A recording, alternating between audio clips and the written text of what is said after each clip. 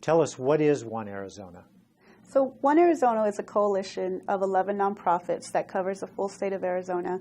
And it's a coalition that focuses on various aspects of civic engagement, from citizenship to voter registration to voter turnout, and eventually to voter leadership development and voter public advocacy.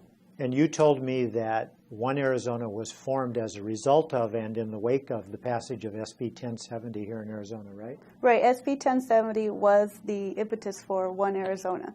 It was a way for various organizations who work throughout the state of Arizona to kind of come together and say, this is a real issue. This is an issue that's going to impact Latinos across the state.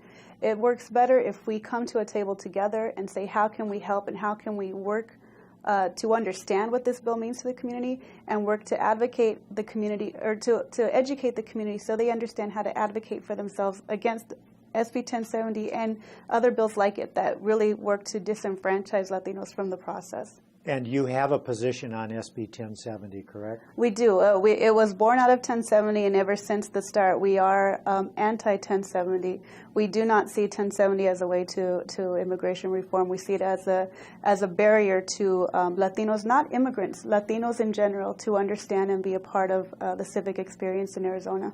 But otherwise, in politics, taking sides is not a part of what One Arizona does. No, One Arizona is a nonpartisan coalition. We don't advocate for or against any party or any elected official. We are there strictly to give a voice to those folks who have felt disenfranchised from the process and to understand why it matters to be engaged, why it matters to vote, why it matters to volunteer, why it matters to question what your legislators are doing and whether or not they're truly representing your community's needs. Those on the pro side of SB 1070 say that it has jump-started a national conversation about immigration. Has it also, on your side of the ledger, jump-started the coalition, certainly, but other activities in relation to mobilizing the Latino vote? Absolutely. I think 1070, pro or against, it did jumpstart not just a conversation, but an activation. Folks outside of One Arizona, organizations have been saying enough is enough. Everybody truly wants a sensible immigration platform, a sensible immigration response. 1070 is not it.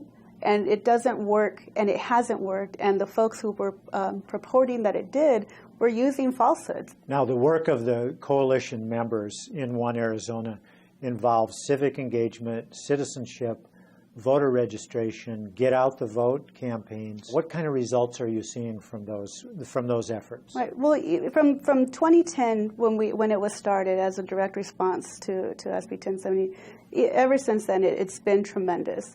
We registered in that first year over all of our 11 coalition partners, close to 50,000 folks on the permanent early voting list. So that's folks who are receiving their ballots in the mail and thinking about how they want to vote and whether or not elected officials are responding to their issues. We turned out 90,000 new low-propensity Latino voters to Arizona's voting roster. Those are folks who probably would not have voted had it not been for the coalesced efforts of One Arizona. That's just in 2010. In 2011, we made a concerted effort within the Phoenix municipal elections to turn out voters in low-performing districts in Maricopa County. And we saw in one district voter turnout that went up 500% specifically for these low-propensity Latino voters and mirrored almost within 2 percentage points what overall turnout is usually for a municipal election. And do you suppose that some of those people may be people who felt disenfranchised either by SB 1070 or other political action? Oh, we don't suppose we know. We know from our conversations that folks are finally feeling they have to get out there and vote, that this is a direct, our voter turnout is a direct response to SB 1070. Folks do feel that pressure, whether they're first generation or fifth generation Latino. They do feel that pressure, and they know they need to be out there, they need to be advocating, and they need to be voting. And voting is the one key way that they can send a clear, concise message to their elected officials from the city all the way on up to the presidency that they're paying attention and they want respect.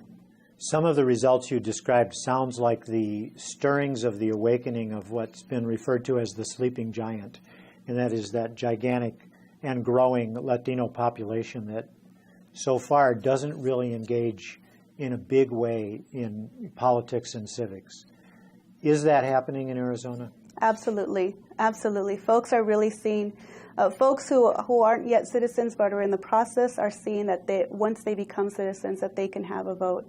Folks who are citizens are seeing that it's a detriment to them to not be engaged, and that they need to model that behavior not just for themselves and for their community right now, but for their children. Because if they don't show why voting matters now, they can't expect for their communities to be better for their children. And Latinos care about family, and we're really pushing that. Are there any kind of contingency plans in place or being formed to react to whatever the decision is on SB 1070 at the Supreme Court, which it'll probably come in the next 2 or 3 months? We're not really going to focus on what the Supreme Court does. We're going to focus on our grassroots efforts. We didn't focus on that. We didn't focus on what the governor said when she signed SB 1070. We focused on what the community said as a result of 1070, and that's what we're going to continue to do. We're going to continue to offer through our partners citizenship fairs so folks can become citizens. We're going to continue to register folks to vote. We're going to continue to make sure people sign up to get their ballots by mail. We're going to continue to make sure that there are election protection laws in place so that folks can make sure their ballots are heard. We're going to continue to educate our volunteers and those within the community to understand that they can be the elected official, and if they don't like the way their communities are represented,